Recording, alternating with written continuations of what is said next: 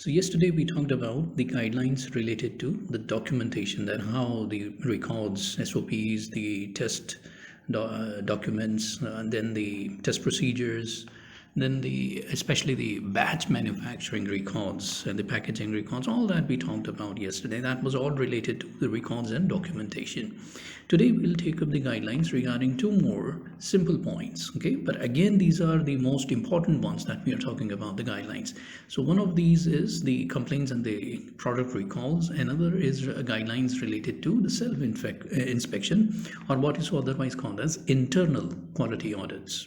Okay, so talking first about the complaints and the product recalls. So we say that quality assurance and the GMP are about preventing errors. Okay, so this is the simple fundamental of GMP, to prevent errors. Okay, all these guidelines, starting from personnel premises, it has to do with the quality of the product, and especially for the preventing of the errors. Okay, but we have said that, of course, preventing errors. But having said that, however, in this universe, there is no such thing as infallibly perfect system. Okay? So though we want the product quality to be perfect all the times, no batch should fail. Okay? So there is a concept of what is called a zero defect. Even statistically, when we say zero defect, okay, still statistically, out of 1 to 10 lakh, one product, one unit would be faulty. That is zero defect. Okay, out of 1 lakh units or 10 lakh units, one unit still could be faulty. Okay, it will fail. That means, suppose if you are preparing 10 lakh of tablets, one tablet, all the 9,99,999 will pass the quality control test, and they would be of course, a standard.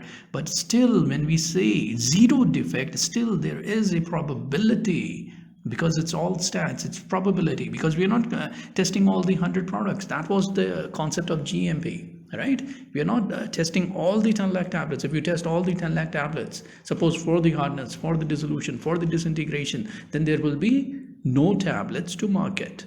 So that is why what we do, we test a sample, and based on that sample we say whether this batch passes or fails. So that is why we require this GMP, we require this quality assurance and this validation, all this. Okay, so the idea is, of course, probably we are preventing the errors, but there is all very likely chance that once in a while a batch, a unit could fail.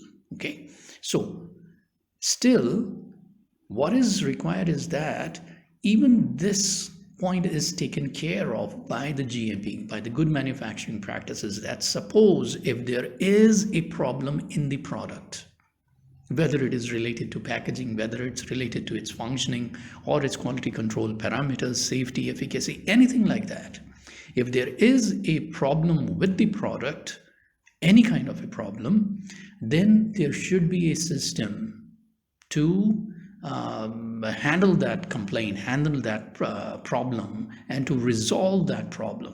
And especially, sometimes it so happens that entire batch, okay, which has been, let us say, manufactured and it has been distributed, that means it has been marketed, it has gone to the distributor, then to the retailers, and possibly the consumers have, the patients also have bought that product. Okay, so possibly that batch, somehow the company finds, or through some complaint system, the company comes to know that it was a faulty batch which has been released into the market. Then there should be a mechanism to recall all those products of that batch. Okay, so this is exactly what we are saying, complaints and product recall. So there should be a mechanism to receive those complaints, to resolve those complaints, how you can correct the problem, okay, and how it should not take place the next time. Or if the batch has been released into the market, then how do you recall it? So even to that extent, GMP has taken care of this. So an essential feature of any quality assurance system is a plan for dealing with the complaints or the reports of the faulty products if they do occur. Okay, so the complaints received from the So where are these going to be received from, the complaints, okay, regarding the faulty product? So where are they going to be received from? They can be received from the consumers. Okay, that is why generally in the FMCG products, you see, even in the pharmaceuticals, you generally have a customer care number where you can report your problems. So that is how the consumer is going to contact back. Okay, so that is part of a GMP, that you must have some number, some email, some website where the consumer can directly launch the complaint directly to the company, so that no time is wasted. Immediately the product could be recalled back. Okay, so the complaints could be received from the consumers, that's first. Then professionals like, for instance, the doctors themselves, or the medical representatives, or the professionals, that means of the company, the product management team, that is the professionals. And then also from the trades, from the trade, that means the distributors, the the carrier C&F agents, with carrier and freight forwarding agents, C&F agents, distributors, the wholesalers, the retailers. Okay, especially regarding the packaging, if there is a faulty packaging, like for instance, if leaking is taking place, things like that. Okay, so all these can revert back to the company. Okay, so that is complaints to be received from consumers, professionals. Trade serves as a primary means of obtaining the feedback about the product quality after distribution.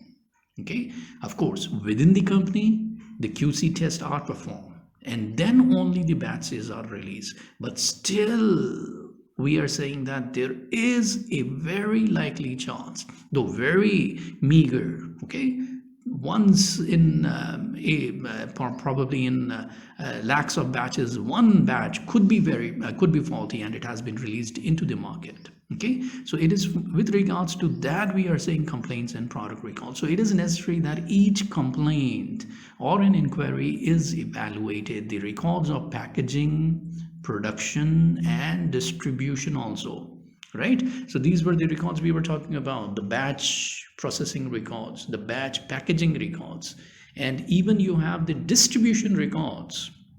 That is, once the product has left the company, it has been sent or shipped to whom? To the distributor, to city, to which distributor. So even those records have to be kept. And the retained samples, okay? Retained samples of the product itself, they are to be retained by the company. For how long? Equal to the expiry date. Suppose if the product has been manufactured now, let us say in February 21, and the expiry is after 3 years, that is in, let us say, February 24, the samples are to be replaced till 2024. Okay, so that is again a part of the GMP, that these samples are to be retained. So the retained samples of the product, right, provide the basis for assessing the complaint. That means the company can go back to those retained samples and just see that what the problem is. Okay, then the evaluation of the complaint serves several valuable purposes. First, there is an urgent need to confirm whether the consumers are potentially at risk. Okay, now this sometimes happens. Once it has already happened, a lot of times it has happened in history, where, for instance, let us say an antibiotic was to be put into the tablet, and somehow there was a mistake at the company's level. Instead of the antibiotic, an anti-diabetic API was put into the tablet, and it was sent into the market. So just see on the label, and when the person is buying, let us say the patient is buying an antibiotic, even the wholesaler, distributor, even the retailer, when they are selling, they think that it's the antibiotic from that company there. But inside that tablet, somehow, by mistake, of course, that is the error. A gross error occurred, where instead of the antibiotic, an anti-diabetic drug was put there. Okay, and immediately the company had to recall back those batches. So sometimes it so happens. So it depends. So what is that risk? Whether it is level 1, level 2, level 3. So you have a grading of that risk also. Okay, so that is the point, that first the urgent need to confirm whether consumers are potentially at risk. So how risky it is, that complaint, that fault or that error which has occurred at the company level, and then to initiate any appropriate action. Of course, any appropriate action, that means the product has to be recalled back. So how it is going to be recalled, even those guidelines are there.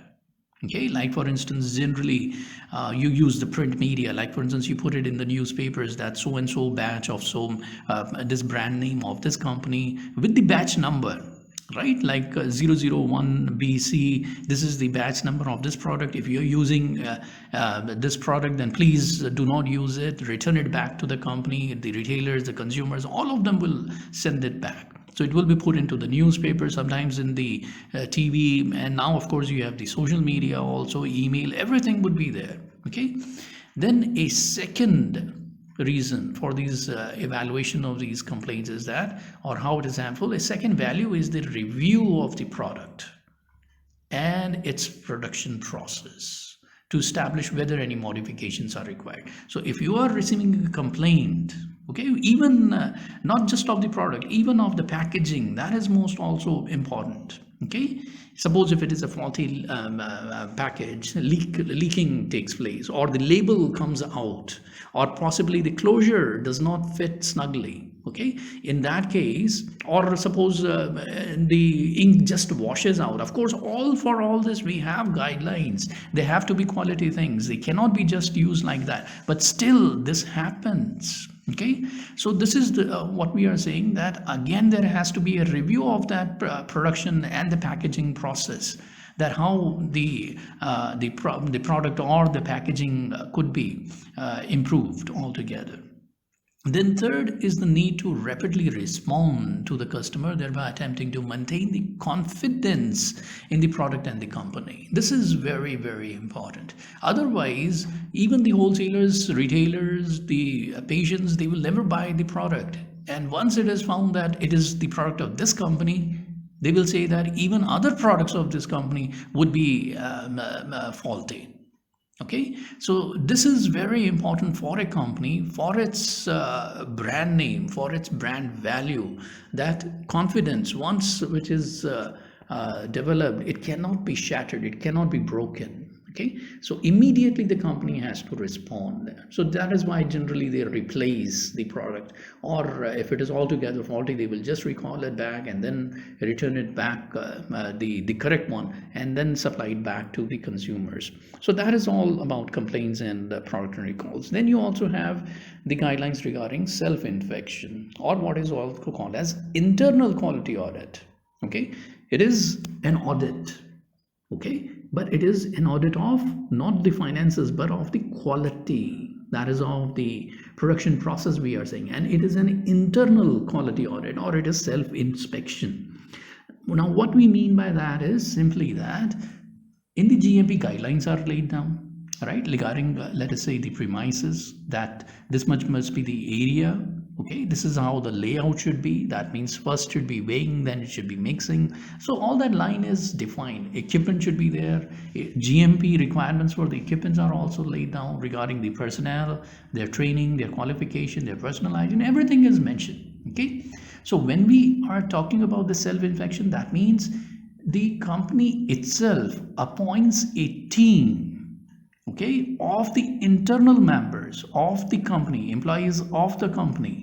They will be appointed as team members to inspect their own company, to just see whether their company is following all these guidelines, whether it will be able to qualify the real inspection when the GMP people come.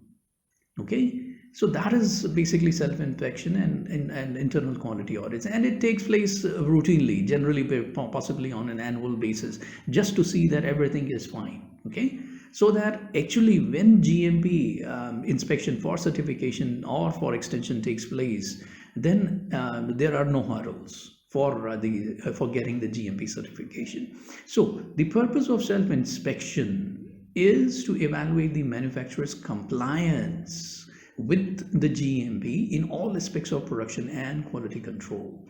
So the self-inspection program should be designed to detect any shortcomings. Okay, so if there is something that is not as per the guidelines, this internal team will report it to the higher up management authorities, and they will have to take a corrective measure, so that when actually the GMP team arrives, they will go through the inspection, they will go through the plant, and they will get the GMP certification. So any shortcomings in the implementation of the GMP, and to recommend the necessary corrective action. So that is the purpose of self-inspection. Now self-inspection should be performed routinely, as we are saying, possibly on an annual basis or so, and maybe in addition performed on special occasions, example in the case of product recalls, okay, or repeated rejection. So there is exactly, this is what we were saying, the product recalls and the complaints. So if there is a frequent complaint regarding some product, then that means something is going wrong in the plant, in the production process, whether in the QC, packaging, anything, somewhere. So that has to be checked. So that is self-inspection. That is another purpose of self-inspection. Okay, or when an inspection by the health authorities, that is for GMP certification, when we are saying, is announced. Okay, so this is about the GMP guidelines. So we'll, I think, just end here. And the reason why we wanted to elaborate all these guidelines is that you get a gist of what actually GMP, good manufacturing practices, talks about. Okay, so of course you cannot remember all the small points, but still you must have an idea of what good manufacturing practice guidelines talk about. Okay,